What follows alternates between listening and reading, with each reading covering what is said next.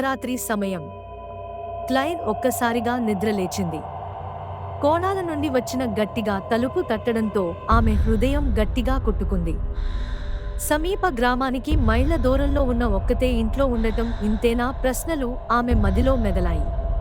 తన ధైర్యాన్ని కూడదీసుకుని Claire bed నుంచి బయటకు వదిలింది. నెమ్మదిగా తలుపు దగ్గరకు చేరుకుని పీప్ హోల్ నుంచి చూసింది. కాని బయట అంధకారానైన యార్డ్, వృక్ష నీడలు తప్ప మరెవరూ కనిపించలేదు. వేరే ఎవరైనా ఆటలా చేస్తుండి ఉంటారు అనుకుంది. వెనక్కి తిరిగి బెడ్ వద్దకు వెళ్లిన క్లైర్ తన కొడుకు ఊపిరి సడలుకోడానికి ప్రయత్నం చేసింది. అయితే ఆ నిశ్శబ్దం కొద్దిసేపటికే మళ్లీ చెరగకుండా పోయింది. మరింత గట్టిగా, మరింత ఆగమాగంగా తలుపు మళ్లీ కొట్టడం మొదలైంది. వెన్నునొర చుట్లు కదిలే ఈ చీకటిలో క్లైర్ ఏమి చేస్తుంది?